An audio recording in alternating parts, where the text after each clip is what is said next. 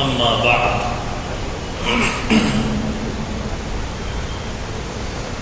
فأعوذ بالله من الشيطان الرجيم بسم الله الرحمن الرحيم ربنا أبصرنا وسمعنا فارجعنا نعمل صالحا إنا موقنون صدق الله العلي العظيم وصدق رسوله النبي الأمي الكريم ونحن على ذلك لمن الشاهدين والشاكرين والحمد لله رب العالمين اللهم صل على سيدنا محمد وعلى آل سيدنا محمد وبارك وسلم اللهم صل على سيدنا محمد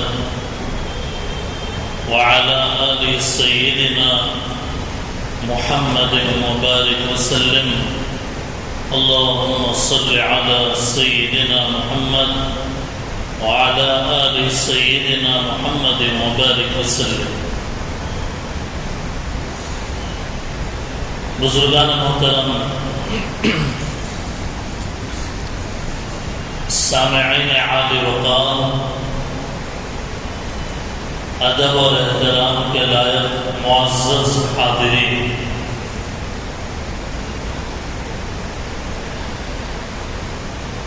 آج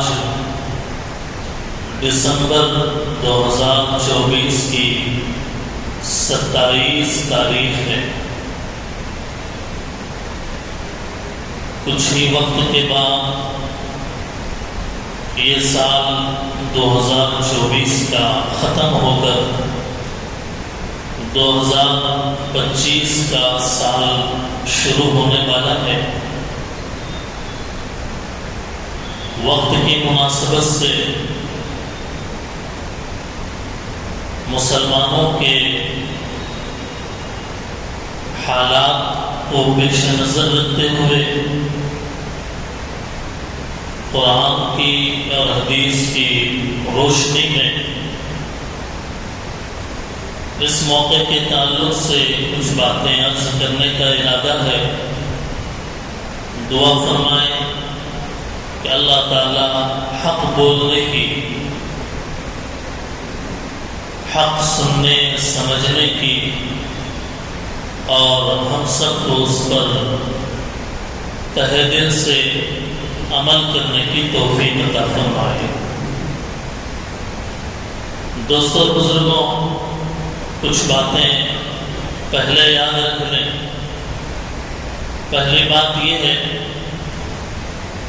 کہ مذہب اسلام، دین اسلام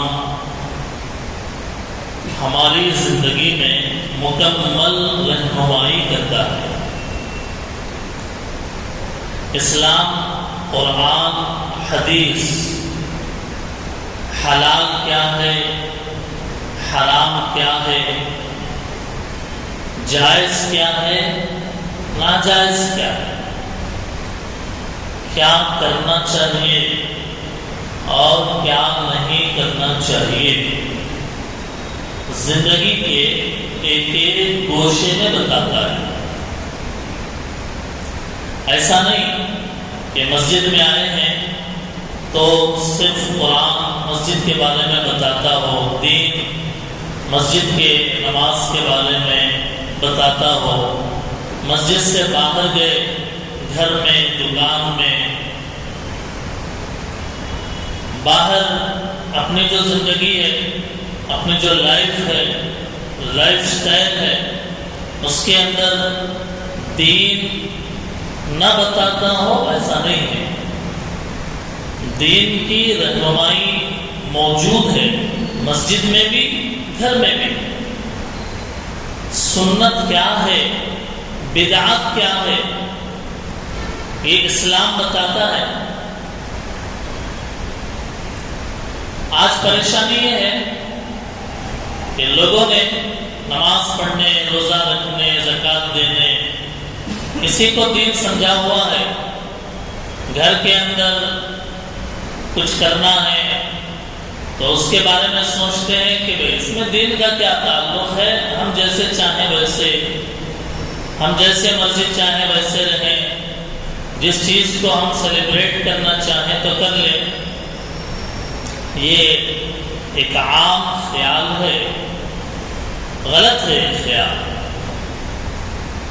ہمارے نبی صلی اللہ علیہ وسلم نے ایک ایک طریقہ زندگی گزارنے کا بتایا۔ پیدائش سے لے کر گھر میں بچے کی پیدائش ہوئی، ہاسپٹل میں، دواخانے میں بچہ پیدا ہوا، اس وقت سے لے کر میت کو قبر کے گڑھے میں دفن کر کے اس میت، اس قبر کے اوپر کیا پڑھنا ہے اور کیا نہیں پڑھنا ہے، کیا کرنا ہے اور کیا نہیں کرنا ہے، یہ بھی بتایا گیا۔ اسلام کی رہنمائی صرف زندگی کے حد تک نہیں ہے، مرنے کے بعد کیا ہوگا یہ بھی اسلام نے بتایا، مرنے کے بعد کیا حالات پیش آئیں گے یہ بھی بتایا، آخرت کے اندر کیا معاملات ہوں گے، دنیا کے گولے سے آگے جانے کے بعد کیا ہونے والا ہے وہ بھی بتایا۔ اس لیے یہ سمجھنا کہ ہم نماز تو پڑھیں گے قرآن حدیث کے مطابق، لیکن اپنے جو پرائیویٹ زندگی ہے، پرسنل لائف، اس کے اندر ہم آزاد ہیں، جو چاہیں کریں، ایسا نہیں۔ گھر کے اندر موتا ہو یا گھر کے اندر بچہ پیدا ہو، اسلام بتاتا ہے کیا کرنا ہے کیا نہیں کرنا ہے۔ عقیقے کی دعوت ہو یا شادی بیاہ کے دعوتیں ہوں، اسلام بتاتا ہے کیا کرنا ہے اور کیا نہیں کرنا ہے۔ ہر ایک کے اندر رہبری موجود ہے، قرآن میں اور حدیث میں رہنمائی موجود ہے۔ پریشانی وہاں پیش آئی کہ جہاں مسلمان قرآن کو پڑھنا چھوڑ دیے، حدیث کو سمجھنا چھوڑ دیے۔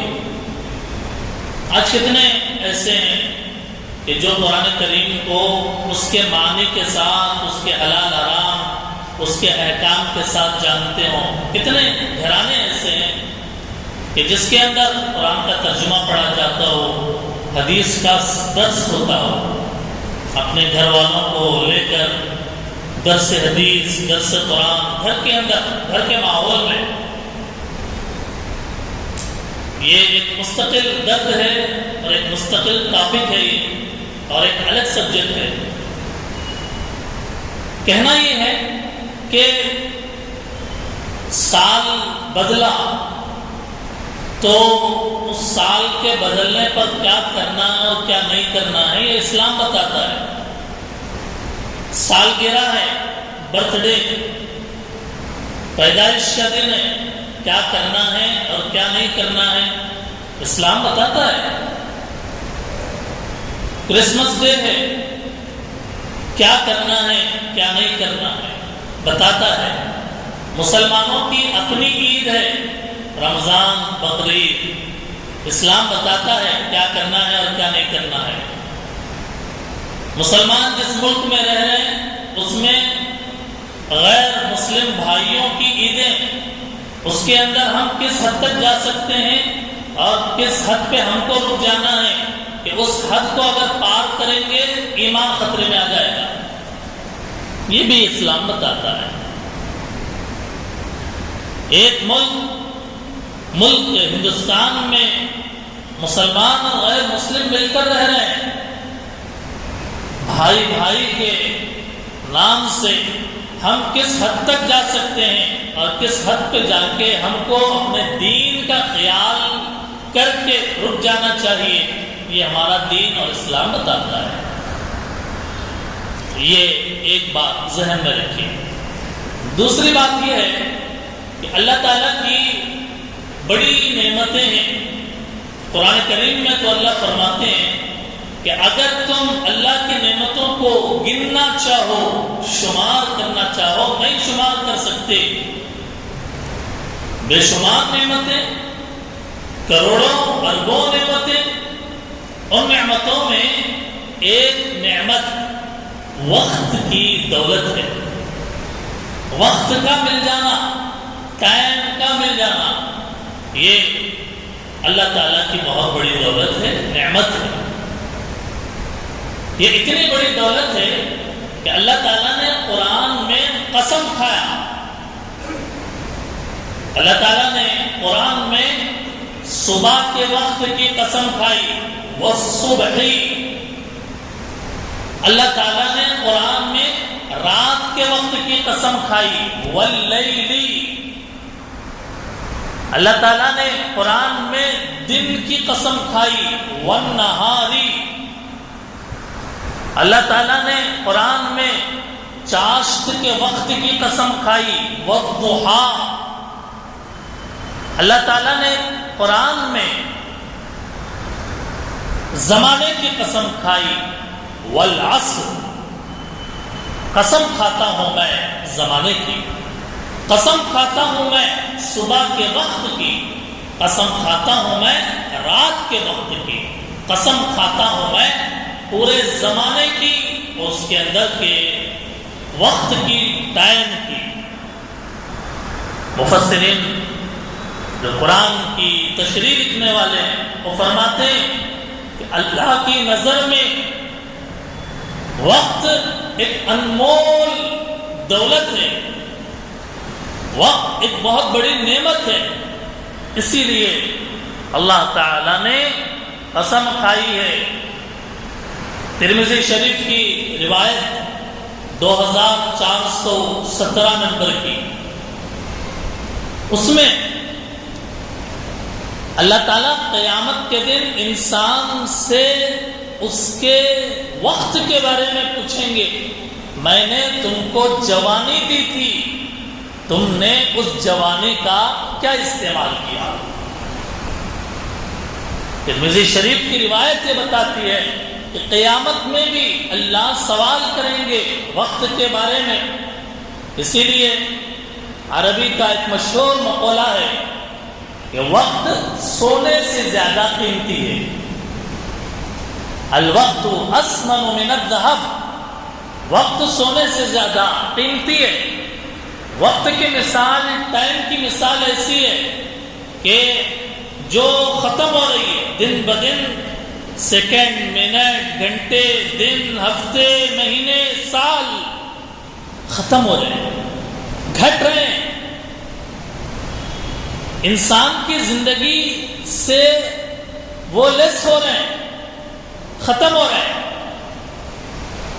جیسے بزرگان دین نے اس کو ایک مثال سے سمجھایا. مثال یہ دی کہ جیسے برف کا ایک بڑا ڈھیلا ہو، برف اس کو رکھ دیں آپ کسی جگہ باہر، اب وہ آہستہ آہستہ پگھلنے لگتا ہے،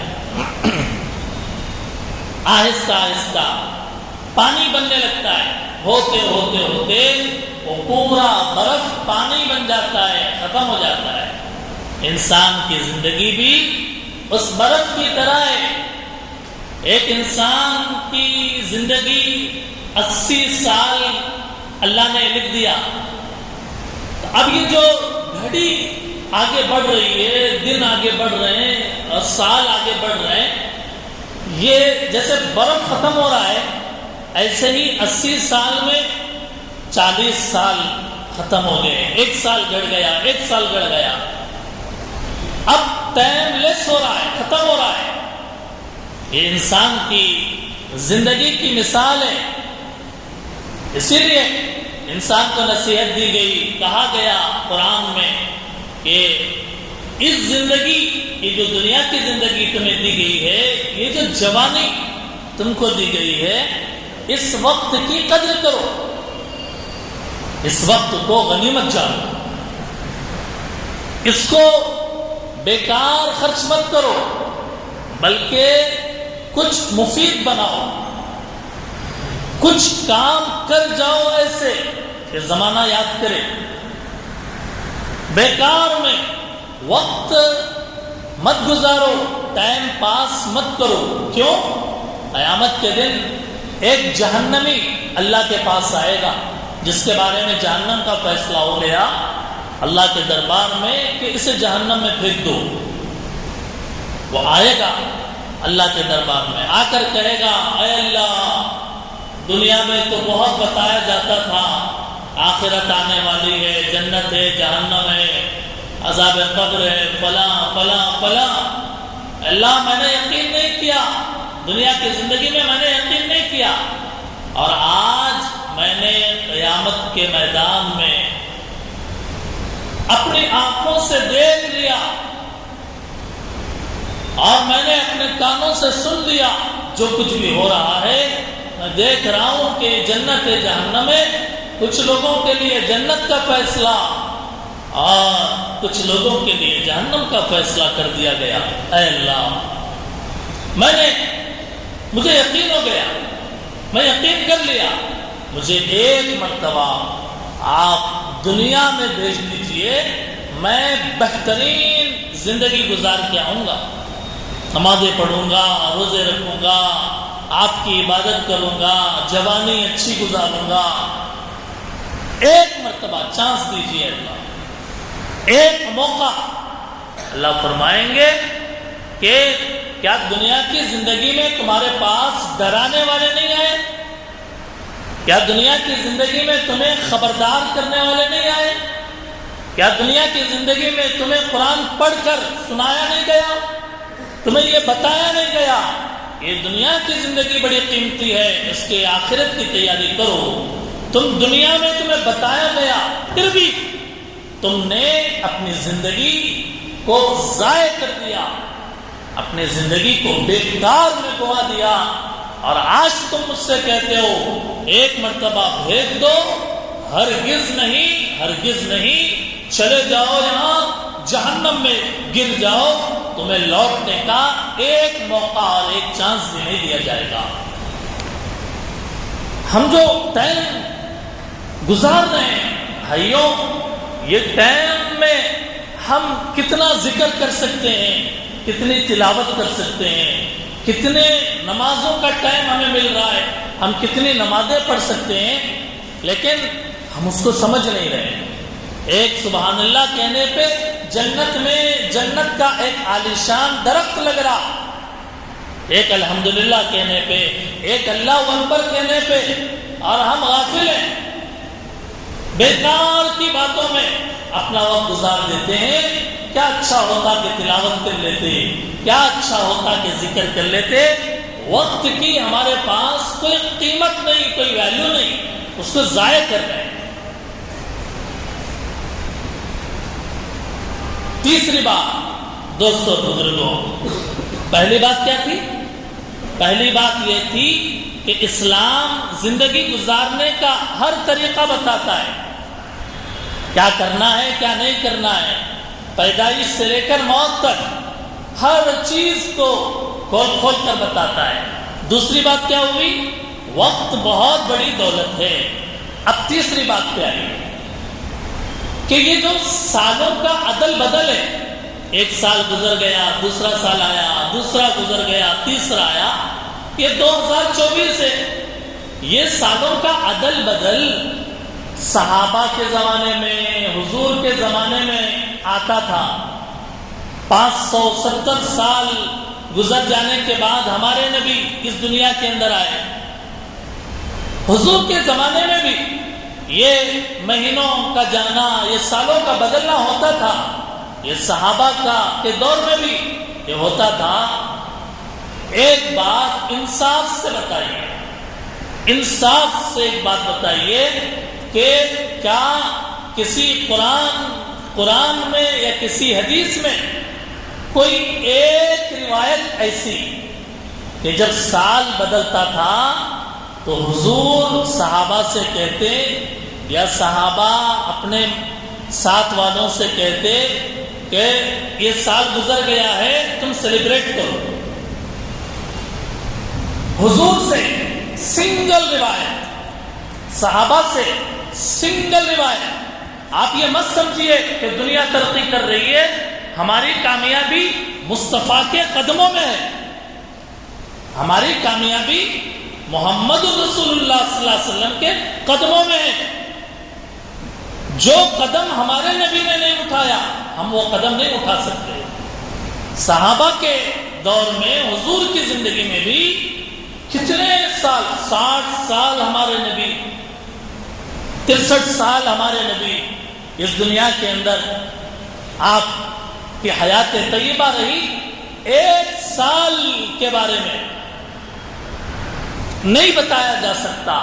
ابو بکر، عمر اور عثمان و علی، حضرت حسن اور حسین کہ کسی ایک صحابی یا صحابیہ نے یہ کام کیا ہو کہ 31 دسمبر کی رات 12 بجے پٹاخے پھوڑے ہوں، کیک کاٹے ہوں، چیخ پکار بلند کیا ہو.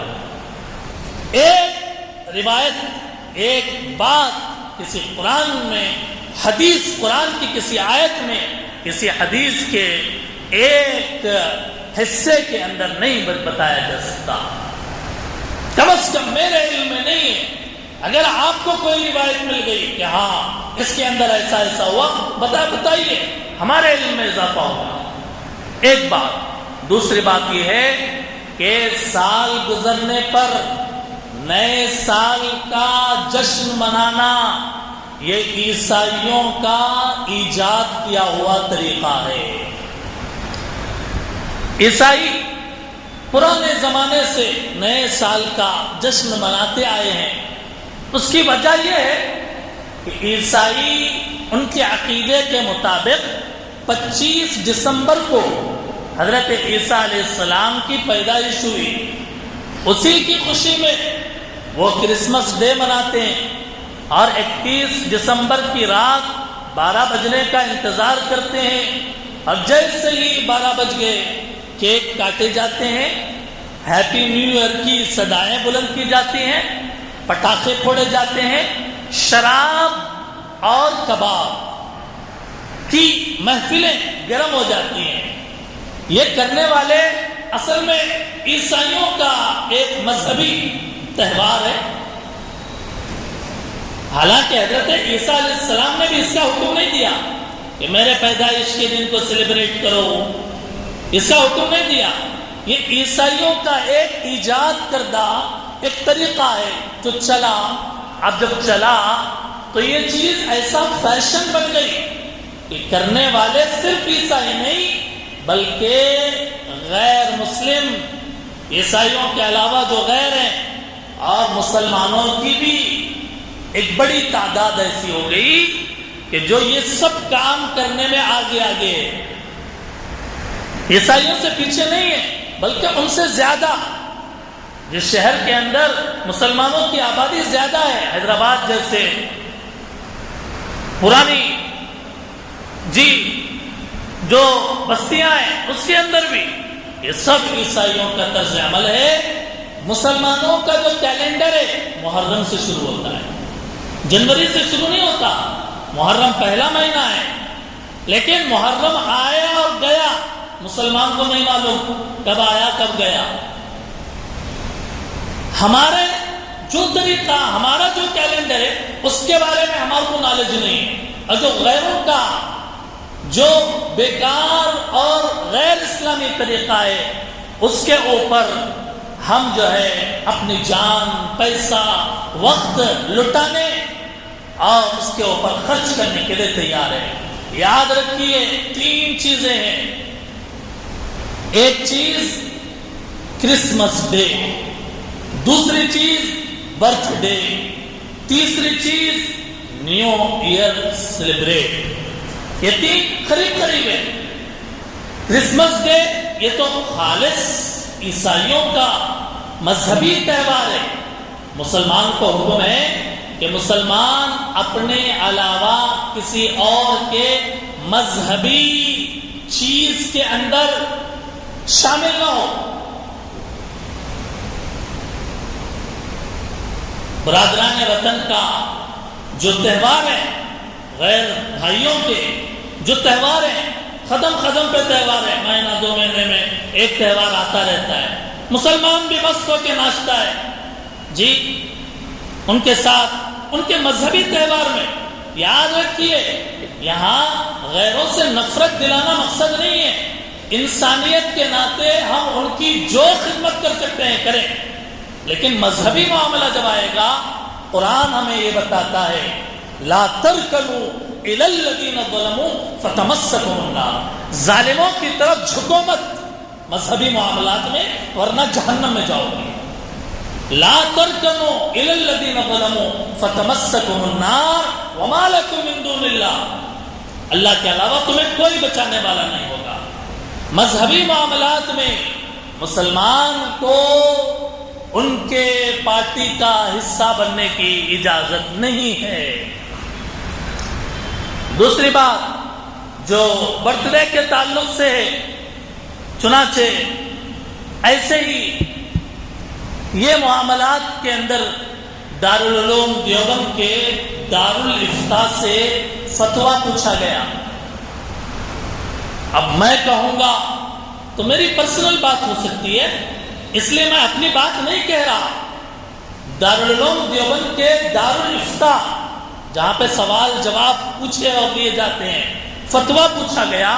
سوال پہلے سناتا ہوں میں، برتھ ڈے منانا کیسا ہے؟ اسلامی حدود میں رہتے ہوئے کیک کاٹنا کیا حکم رکھتا ہے؟ سنا ہے کہ اس لیے اس کو منانے سے منع کیا گیا ہے کہ اس سلسلے میں شریعت میں کوئی ثبوت نہیں ہے، لیکن میرا سوال یہ ہے کہ اس کو ہم عبادت کے طور پر تو نہیں کرتے ہیں، پھر اس کے لیے حدیث میں باقاعدہ ذکر کرنے کی کیا ضرورت ہے؟ جواب دیں۔ سوال مکمل ہوا، اب جواب۔ برتھ ڈے منانا غیروں کے طریقے اور ان کے مذہبی شعار کی نقل ہے، مذہبی معاملہ ہے۔ جو چیزیں غیروں کے مذہبی، قومی اور تہذیبی شعار ہیں، ایسی چیز کا مسلمانوں کو اختیار کرنا منع ہے، لہذا برتھ ڈے منانے کی اجازت شریعت میں نہیں ہے، لہذا احتراز کرنا چاہیے، بچنا چاہیے۔ کیک کاٹنا جائز کام ہے، کیک کاٹنا جائز عمل ہے، لیکن مخصوص دنوں میں جیسے برتھ ڈے وغیرہ میں خاص پابندیوں کے ساتھ کیک کاٹنا، تقسیم کرنا غیروں کے طریقے کی نقل اور بری رسم ہے۔ مسلمانوں کو اس سے بچنا ضروری ہے۔ غیر مسلم جن کاموں کو مذہبی نقطۂ نظر سے یا عبادت اور تقریب کے طور پہ کرتے ہیں، ان کاموں کو کسی مسلمان کے لیے اختیار کرنا مطلقاً ناجائز اور حرام ہے۔ سورہ ہود کی آیت نمبر 113 میں ہے، اے مسلمانوں ظالموں کی طرف مت جھکو، کبھی تم کو دوزخ کی آگ لگ جاوے۔ یہ دارالعلوم دیوبند کا فتویٰ مکمل ہوا۔ اب اس کے اندر جو رہنمائی کی گئی ہے آپ جانتے ہیں۔ ایک دوسرا فتویٰ بنوری ٹاؤن کا، اس میں بھی یہی سوال کیا گیا۔ جواب ہے کہ برتھ ڈے یعنی سالگرہ منانے کا شرعاً کوئی ثبوت نہیں، بلکہ یہ موجودہ زمانے میں عیسائیوں کی طرف سے آئی ہوئی ایک رسم ہے، جس میں عموماً طرح طرح کی خرافات شامل ہوتی ہے۔ مثلا مخصوص لباس پہنا جاتا ہے، موم بتیاں لگا کر کیک کاٹا جاتا ہے، میوزک اور مرد اور عورت کی ملی ہوئی محفلیں ہوتی ہیں، تصویر کشی ہوتی ہے اور ان میں غیر اقوام کی نقالی بھی ہوتی ہے۔ یہ سب امور ناجائز ہیں، لہذا مروجہ طریقے پر برتھ ڈے منانا شرعاً جائز نہیں ہے۔ یہ بات دو فتووں کے حوالے سے میں نے آپ کے سامنے عرض کر دی ہے۔ البتہ ایک گنجائش جس کے اندر نکالا، اگر پیدائش کے دن اس طرح کی کوئی خرافات نہ ہو، کفار کی مشابہت مقصود نہ ہو، بلکہ گھر والے اس مقصد کے لیے اس دن کو یاد رکھیں اور اللہ کے دربار میں شکر ادا کرتے ہوئے اللہ سے عافیت، صحت اور عبادت کی توفیق کے ساتھ زندگی کا 1 سال مکمل ہوا، اس کے لیے اگر برائیوں سے خالی کوئی تقریب رکھ لیں یا گھر میں بچے کی خوشی کے لیے کچھ بنا لیں یا باہر سے لے آئیں، اس کی گنجائش ہوگی، تاہم احتیاط بہتر ہے۔ یہ اسی فتوے کا حصہ ہے جو بیان کیا گیا۔ اب بہت سارے لوگ جب غیر بھائیوں کی عیدیں آتی ہیں ان کو مبارکبادیاں دیتے ہیں۔ مبارکبادی کیا مطلب؟ مبارکبادی دعا ہے، اللہ آپ کو اس میں برکت دے۔ اب عیسائی کرسمس ڈے منا رہے ہیں، ہم ان کو مبارکبادی دے رہے ہیں کہ آپ کو مبارک ہو۔ کیا مطلب؟ یہ مطلب کہ عیسائیوں کا جو عقیدہ ہے کہ حضرت عیسیٰ علیہ السلام اللہ کے بیٹے ہیں، عیسائیوں کا عقیدہ ہے کہ عیسیٰ علیہ السلام اللہ کے بیٹے ہیں۔ ہم کہہ رہے ہیں ہاں ٹھیک ہے، اللہ آپ کو مبارک کرے۔ قل هو اللہ احد اللہ الصمد لم یلد ولم یولد ولم یکن له کفوا احد۔ اللہ کی کوئی اولاد نہیں، اور ہم مبارک کہہ کر یہ کہہ رہے ہیں، مبارکبادی دے کر ہم یہ کہہ رہے ہیں اللہ آپ کے اس عقیدے کے اندر برکت دے، آپ کے اس عید کے اندر برکت دے۔ شرک کے اندر برکت ہو سکتی ہے؟ غیروں کے عیدوں کے اندر مبارکبادی دینا ایسا ہے جیسے ان کے شرک کے کام کو سپورٹ کرنا، یہ بالکل بھی اس کی اجازت نہیں ہے۔ ایسے ہی ہیپی نیو ایئر منانا، اس سلسلے میں بھی دارالعلوم دیوبند سے سوال کیا گیا کہ نیا سال منانا اور اس کی مبارکبادی دینا کیسا ہے؟ جواب، نیا سال منانا اور اس کی مبارکبادی دینا بے اصل ہے، کوئی حقیقت نہیں ہے۔ نئے سال کی آمد پر خوشی منانا، پٹاخے پھوڑنا، تالیاں بجانا، سیٹیاں بجانا، ناچ گانا کرنا یا نئے سال کی مبارکبادی دینے کے لیے موبائل سے ایک دوسرے کو SMS بھیجنا وغیرہ، یہ سب غیروں کا طریقہ اور ان کی نقالی ہے۔ شریعت نے غیروں کے اتباع اور ان کے مشابہت اختیار کرنے سے منع کیا ہے۔ فتوے ایک طرف رکھ دیجئے، آئیے آپ کو لے کے چلتا ہوں بخاری شریف کی روایت کی طرف، کہ جس روایت کے اندر اللہ کے نبی نے فرمایا ایک وقت آئے گا مسلمان عیسائیوں کے طریقے کے مطابق اپنی زندگی گزارے گا۔ ایک پیر کا جوتا جیسے دوسرے پیر کے جوتے کے برابر ہوتا ہے، ایک بالش جیسے دوسرے بالش کے برابر ہوتی ہے۔ مسلمان ہے، کلمہ پڑھنے والا ہے، لیکن کام وہ کرے گا جو عیسائی کرتے ہیں، اور آج وہی ہو رہا ہے۔ آج وہی ہو رہا ہے کہ بچہ بڑا ہوا، سال گھٹ گیا، ہماری پیدائش کے دن آنے پہ ہماری عمر 80 سال ہونے کی تھی، 40 45 سال گزر گئے، 50 سال گزر گئے۔ یہ وقت موت سے ہمیں قریب کر رہا ہے۔ یہ وقت گھٹنا، یہ وقت عمر بڑھ رہی ہے، وقت گھٹ رہا ہے۔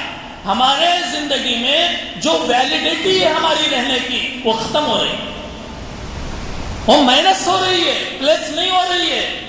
ہم بڑے ہو رہے ہیں تو یہ سمجھ رہے ہیں ہماری زندگی بڑھ رہی ہے، نہیں، ہماری زندگی تو گھٹ رہی ہے۔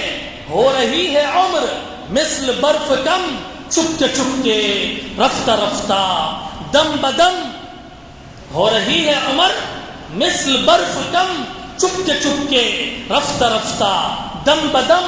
سانس ہے ایک راہ روے ملک عدم، دفعتن ایک روز یہ جائے گا تھم۔ ایک دن مرنا ہے آخر موت ہے، کر لے جو کرنا ہے آخر موت ہے۔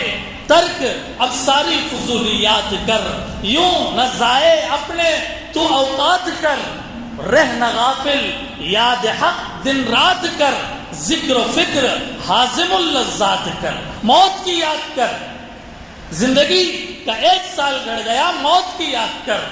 ایک دن مرنا ہے آخر موت ہے، کر لے جو کرنا ہے آخر موت ہے۔ زندگی گزارنے کا ایک ایک طریقہ مصطفیٰ کریم صلی اللہ علیہ وسلم کا بتایا ہوا ہمارے سامنے قرآن میں ہے، حدیث میں ہے، بخاری میں ہے، مسلم میں ہے۔ پرابلم یہ ہے ہم نے بخاری کو بھی چھوڑا، مسلم کو بھی، ترمذی کو بھی سیلفوں میں، قرآن کو بھی جی سجے پہ اور الماری کے اندر سجا دیا، رکھ دیا، اور اپنی زندگی، اپنے خواہشات غیروں کے طریقے کے مطابق جی رہے ہیں اور سمجھ رہے ہیں مرنا نہیں ہے، مرنا ہے، کر لے جو کرنا ہے، آخر موت ہے، ایک دن مرنا ہے، آخر موت ہے۔ اللہ مجھے بھی اور ہمیں سب کو اللہ تعالیٰ اپنی زندگی کی، وقت کی قدر کرنے کی توفیق عطا فرمائے۔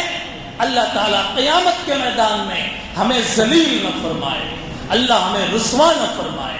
قیامت کے میدان میں اللہ ہمارا نام جہنمیوں کی فہرست میں نہ لکھوائے، بلکہ کہے کہ میرے بندو تم دنیا کے اندر زندگی گزارتے ہوئے میرا ڈر تمہارے دلوں میں تھا، میری محبت تمہارے دلوں میں تھی، مصطفیٰ کریم کی محبت تمہارے دلوں کے اندر تھی، اور تم نے اپنی زندگی رسول اللہ صلی اللہ علیہ وسلم کے بتائے ہوئے طریقے کے مطابق گزارا ہے، خواہشات کے مطابق نہیں گزارا، غیروں کے طریقے کے مطابق نہیں گزارا، اپنے خواہشات کو، اپنے من کی امیدوں کو تم نے ترک کر دیا، اور ایک اللہ کے حکم اور نبی صلی اللہ علیہ وسلم کے فرمان کے آگے